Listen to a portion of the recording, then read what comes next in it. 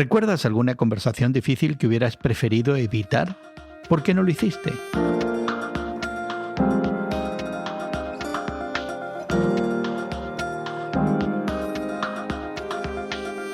Gracias por acompañarnos entre amigos, esta conversación semanal sobre la fe cristiana y el mundo contemporáneo que tenemos hoy Karina Morales, productora de este espacio, y tu amigo Gerson García.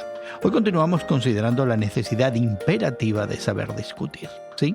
Hoy nos preguntamos qué constituye una buena conversación difícil. Y así seguimos considerando el libro de la doctora Kathy Day, teóloga, escritora y quien en su tiempo fuera profesora en el United Lutheran Seminary de la ciudad de Filadelfia, aquí en los Estados Unidos. Pero antes te invitamos a descargar semanal y gratuitamente nuestro podcast. Encuentra y escucha Entre Amigos con Gerson García en YouTube, Spotify y Apple, o donde quiera que tú descargues tus podcasts. Te invitamos a que compartas esta conversación en tus redes sociales, así das a conocer nuestro trabajo y permites a tus familiares, amigos y seguidores participar de este tiempo juntos. Hoy me acompaña Karina Morales, productora de este espacio, comunicadora social, empresaria y humanitaria. Pero para mí lo que es de más valor es que Karina es mi compañera de vida y mi esposa. Karina, es un placer tenerla con nosotros en el día de hoy. Bienvenida. Muchas gracias. Contenta de estar aquí otra vez discutiendo este tema de temas difíciles. Bueno, usted le dio al clavo porque sí, vamos a hablar de discutir. Al producir estos episodios, Karina y yo tuvimos la idea de considerar el libro Difficult Conversations de Kathy Day, quien fuera profesora de United Lutheran Seminary en la ciudad de Filadelfia, en Estados Unidos. Este es un libro escrito a comienzos del siglo, ya hace 25 años, cuando ni siquiera existía el nivel de polarización cultural, política y social que tenemos en el día de hoy. Y sin embargo, creemos que todavía es posible aprender a dialogar o discutir de una manera que sea constructiva, incluso cuando las conversaciones sean bastante difíciles. Hoy vamos a entrar de lleno en el capítulo 2 de este libro que nos hace una pregunta. ¿Qué son las conversaciones difíciles? ¿Qué hace que una conversación sea difícil que querramos evitarla? Así es, pero antes queremos dar un pequeño repaso de nuestra conversación anterior que basamos en el primer capítulo y que hablaba justamente de los obstáculos de tener conversaciones difíciles tanto en la familia como en nuestras relaciones cercanas, incluyendo también, por supuesto, la iglesia. Y estos obstáculos son, entre otros, la idea de preservar la paz que nos hace evitar cualquier forma de conflicto, incluso el diálogo sobre temas que son importantes aunque sean decisivos. La paz, sobre todo, nada de conflicto, Exacto. Nada de discusión. Y también el no entender la diversidad dentro de la unidad de la fe. Somos uno, pero no somos todos iguales. Podemos afirmar las mismas doctrinas básicas, pero tenemos diferentes maneras de entender cómo vivirlas. Y ese concepto es muy importante y quizá un obstáculo, pensando que la disensión afecta también la unidad de la iglesia. Un último obstáculo es no entender nuestra propia ubicación social. El no darnos cuenta de los lentes que usamos para ver las cosas. Eso es muy importante. Olvidamos sí. que nuestras convicciones se forman a través de las gafas de nuestras experiencias y posición social. El refrán que dice, todo depende del cristal con que se mire. Con que ¿verdad? se vea, exactamente. Y a veces se nos olvida es. que hay un elemento de cierto en eso, de que nuestra posición social informa lo que creemos y cómo lo creemos. Nos levantamos, de hecho, en protesta en algo o en apoyo en algo, dependiendo de dónde estemos sentados. Y eso ha creado ciertos problemas. Y también se mencionan en el capítulo 1. El primero de ellos es el declive de ese capital social, es decir, la habilidad de conectarnos unos con otros. Y yo personalmente añadiría algo que me parece aún peor, la habilidad de conectarse con los que no son como nosotros, que es un llamado que el Evangelio nos hace repetidamente, ¿verdad? Es cierto, y otro gran problema en estos días es la polarización extrema en las posiciones de cualquier diferencia política. Y la última gran consecuencia es la deshumanización del prójimo. El que no está de acuerdo con nosotros, el que no cree como yo, el que no piensa como yo y no es como yo, entonces no merece ni respeto ni dignidad humana. Y eso sucede no solamente en el ámbito político, aunque quizás en el mundo lo vemos con más frecuencia, ¿verdad? En las noticias, en los diarios, en el ámbito político tan polarizado, ¿verdad? Pero yo creo que también es en la esfera pública y en la esfera religiosa, esta deshumanización del prójimo, ¿verdad? Y nos damos el permiso de insultarlo. Ya, también, de hecho, yo creo que es peor, porque en las comunidades de fe experimentamos el proceso primero de demonización. Literalmente le decimos hijo del diablo, ¿verdad? Y lo segundo es que los excluimos a los que no son como nosotros. Hay un proceso de deshumanización, de demonización y de exclusión que quizás en el ámbito de la iglesia lo hace mucho peor. Ya en el primer capítulo de su libro, la doctora Day nos ofrece algunas sugerencias. Dice que la iglesia tiene un llamado y un propósito. Dios desea que su gente le adore con su estilo de vida, que sean su presencia en el mundo. Dios se mueve en la cultura, pero hay que recordar que se mueve también más allá de la cultura. La iglesia es llamada a ofrecer capital espiritual, es decir, su misión. Recuerdo el Evangelio de Mateo. Se nos indica algo de esa misión, ¿no? Los ciegos ven, los cojos caminan bien, los que tienen lepra son curados, los sordos oyen, los muertos resucitan y los pobres se les predica las buenas noticias. Y esas son palabras de Jesucristo que quizás resume esa idea de la acción proclamadora del Evangelio, que es liberador en el ámbito espiritual, personal, íntimo, emocional, mental, pero también la acción social. Se nos invita también en ese capítulo como una solución a las conversaciones difíciles, a evitar conversaciones difíciles, a ser activos y activistas. Y me llamó mucho la atención esa diferencia. Es decir, estar presente en el mundo con la voz profética, estamos activos, pero también mantenemos un diálogo constante, profético, con nuestro entorno. Y finalmente, una de las propuestas de la doctora Day en su primer capítulo es sobre todo explorar una nueva forma de ser iglesia. Y yo pensaría que es una referencia a esa vuelta a las raíces, a lo que constituía la comunidad basada en el amor como Cristo nos amó, esa comunidad que Jesucristo se imaginó. Así que después de ese resumen, Karina, creo que nos toca entrar de lleno en el libro ahora, en ese segundo capítulo, que básicamente trata de responder a la pregunta ¿qué es una conversación difícil? Y es interesante que el libro no presenta una definición concreta. Uno podría pensar que una conversación se hace difícil por una serie de razones, ¿no? Y la primera podría ser razones sociales. No se puede hablar de temas tabú o que se consideren socialmente inapropiados, entre comillas. O porque las personas con las que hablamos tienen cierta distancia social de nosotros, ¿no? Podemos considerar a nuestro jefe, profesor, padres, pastor, que no tenemos la misma confianza. Los vemos distantes socialmente. Los vemos distantes, a veces la idea también del respeto. Ciertas cosas no se hablan por respeto. Por respeto, exactamente. Razones culturales también pueden entrar aquí. Por ejemplo, la idea de los trapos sucios se lavan en casa, ¿no? Eso es algo que le hemos dicho siempre a nuestros hijos. Siempre le hemos dicho a nuestros hijos, ¿no? Que lo que se habla en casa, lo que pasa en casa, en casa se queda, ¿verdad? La cultura también impone reglas de lo que se debe conversar y de cómo se debe conversar. También pueden haber razones religiosas. Sí, yo recuerdo que en una ocasión hablando con un amigo mío y contándole que había tenido una serie de conversaciones con gente que eran pues ateos, agnósticos, deístas, ¿verdad? Que no creían en Dios como creemos nosotros los cristianos, que no confesaban a Jesucristo como el Salvador y Señor y todas estas cosas. Él me decía, ¿por qué pierdes tu tiempo? ¿Por qué tienes esas conversaciones? Le dije, ¿por qué? No es una pérdida de tiempo. No. Me dice, sí, porque la Biblia dice que él es un necio el que niega la existencia de Dios, ¿verdad? Y me citó ahí un pasaje de las Escrituras. Yo me quedé pensando, ¿verdad?, que había la posibilidad de una interacción social y de una conexión con esta gente que mostraba un interés en las cosas de Dios, aunque no profesaban la misma fe que uno profesa, ¿no? Pero esa era una razón religiosa. Una de las razones religiosas, ¿por qué? Así es. Bueno, y finalmente las razones emocionales, ¿no? Esas son muy importantes. Quizás evitar conversaciones preserva una relación que tenemos miedo que se rompa al pues tener estas conversaciones, ¿no? Que se puede... Yo creo que eso pasa mucho en la vida de pareja, ¿no?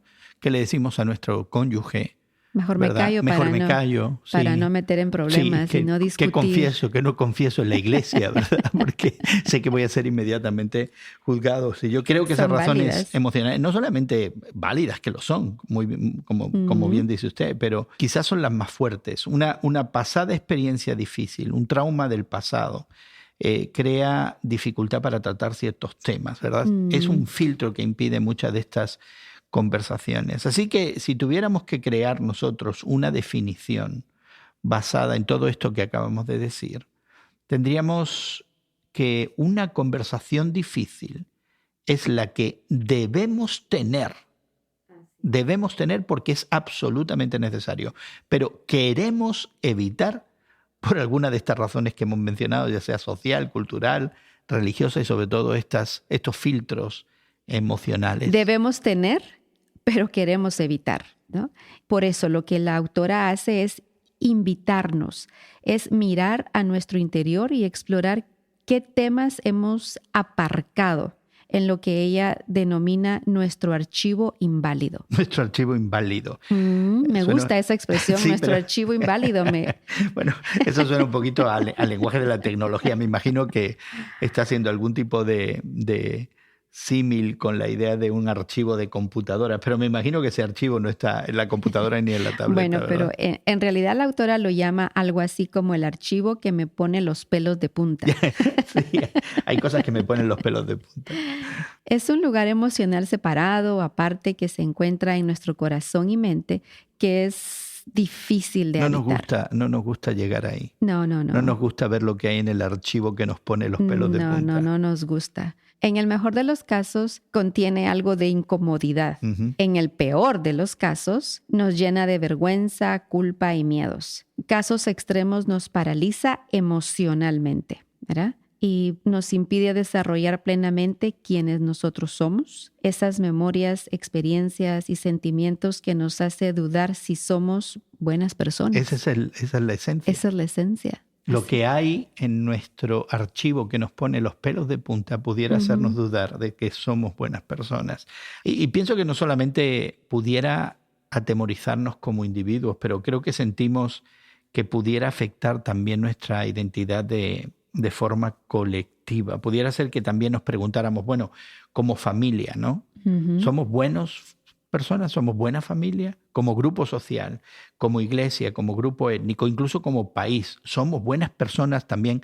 De hecho, la doctora Day se refiere a un tema de esos intocables de la cultura norteamericana, que es el tema de la esclavitud, la posterior segregación racial, la injusticia económica, la injusticia social, cultural, que se genera entre personas de raza blanca, de ascendencia inglesa y alemana, y las personas de color, ¿verdad? Así es. Los descendientes de los esclavos americanos, los afroamericanos, los nativos americanos, los asiáticos y también nosotros los hispanos. Así que ella pone el dedo en la llaga. Que no se hablan, temas que no se hablan. Que no se hablan, ¿verdad? Que no se tocan. Que no se hablan. Y aunque este libro se escribió hace 25 años, un cuarto de siglo, hoy seguimos teniendo dificultad de hablar de esos temas. Incluso muchos no quieren ni que se enseñe en las escuelas. Así es. Por ejemplo, el tráfico de esclavos, las fortunas amasadas por la esclavitud, el genocidio de nativos americanos, la expansión territorial sobre el territorio de México, la segregación racial en el sur norteamericano, el trato de los chinos que construyeron el ferrocarril o el trato de los japoneses americanos durante la Segunda Guerra Mundial. Todos esos temas que son indeseables para muchos están desapareciendo de las clases de historia en las escuelas norteamericanas en estos días, justamente porque al final vuelve a plantear la pregunta, ¿es esta historia nacional norteamericana la historia de una buena nación, de buenas personas? Y si no lo es, ¿qué dice eso de mí? ¿Soy una buena persona? Así que ahí se puede ver claramente por qué la historia racial de Estados Unidos está en el archivo inválido. En el archivo que pone los pelos de punta. En el archivo que pone los pelos de punta, exactamente. Así que con este ejemplo, Karina, parece apuntar que las conversaciones que traigan sentido de culpa, vergüenza, trauma, miedo, ya sea personal o colectivamente, son difíciles, si no es que son imposibles. Y yo creo que hay una muy buena posibilidad de que a veces estemos totalmente bloqueados, ¿verdad?, para hablar de estas cosas.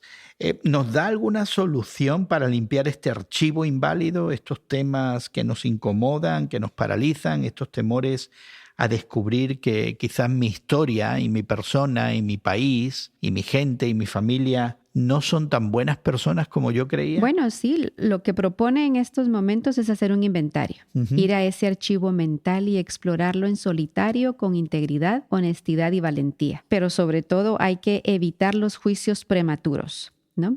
A veces nos castigamos sin necesidad. O sea que antes de saltar y decir sí, dar el juicio, sí, yo no soy tan bueno, no soy tan buena persona. Y nos castigamos muy duro, somos muy fuertes con nosotros mismos. Entonces hay que tomárselo con calma. Hay que tomárselo es una invitación a la reflexión. Exactamente. Reflexionar personalmente, íntima, profundamente, y que tomemos nuestro tiempo y nuestro curso, ¿no?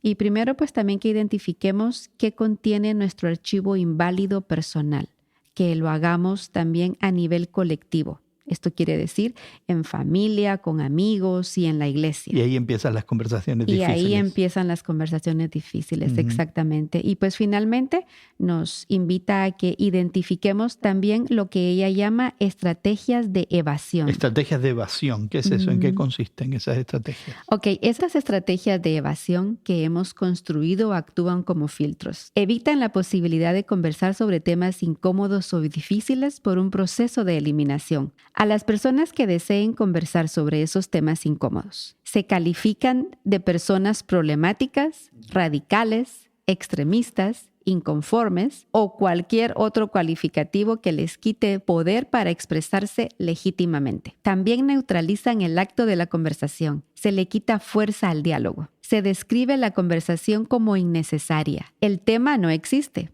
Es una leyenda negra. Es destructivo. Estaba recordando justamente la raíz de la palabra discutir, ¿no? Esa idea de separar para analizar o explorar algo, que está también, o quizás está más conectado con discernir. O sea que discutir no es malo, pero esta estrategia que usted nos decía de evasión, ¿no? Que neutraliza, que le quita poder, enfatiza en la connotación negativa de discutir. Entonces, nunca nada bueno o nada saludable puede salir de una discusión. Esa es la connotación negativa. Entonces, es la manera de cualificar de forma peyorativa tanto a la persona que quiere conversar de esos temas difíciles como a la misma conversación, ¿verdad? Por eso no me extraña que evitemos la discusión y prefiramos hablar de cualquier cosa, el clima, el trabajo, el precio de las papas y de los huevos, que es muy popular en los Estados Unidos en estos días. Cualquier otro chisme. ¿O qué película vamos a ver? A ver, ¿no? qué película vamos a ver. Bueno, esa es la tercera y última estrategia de evasión. Llenar nuestros espacios y momentos sociales de conversaciones irrelevantes y banales. Ya, esa es la última. Esa es la última. Evitar discusiones, opiniones encontradas y eliminando oportunidades de diálogos más profundos, significativos y necesarios. Pues nos estamos perdiendo de mucho, me da la impresión, al evitar conversar sobre estos temas que nos ponen los pelos de punta, ¿no? Sí, yo creo que sí. Y pues yo añadiría que debemos preguntarnos también, ¿quién controla la agenda a nivel social? ¿Quién decide qué temas deben ser considerados en la comunidad? Es muy posible que la persona o el grupo de personas que controlen los temas de las conversaciones importantes, entre comillas, también tenga un archivo inválido que no se quiere tocar. O sea, el que controla la agenda no está libre. No, ninguno estamos del archivo libre. Que pone los pelos de punta. Por la incomodidad o a lo mejor por la amenaza. Recordemos que la agenda y los espacios de comunicación deben representar a todos los miembros de ese grupo. Si la oportunidad de crear momentos para conversar y los temas a tratar están en manos de unos poquitos, deberíamos preguntarnos el por qué, ¿verdad? Y no lo hacemos. Ahora, en el caso de la comunidad cristiana que sigue el Evangelio, Jesucristo tiene el control de la agenda. O debería, ¿no? Jesucristo tiene el control de la agenda, de los espacios de la conversación y el permiso para cambiar ese archivo que nos pone los pelos de punta. Yo creo que eso es clave verdaderamente. Karina nos ha dejado mucho que pensar en este segundo capítulo del libro Difficult Conversations de Kathy Day, para pensar personalmente sobre lo que hay en ese archivo inválido de nuestra mente que nos pone los pelos de punta y nos da miedo, y también de cómo combatir esas estrategias de evasión.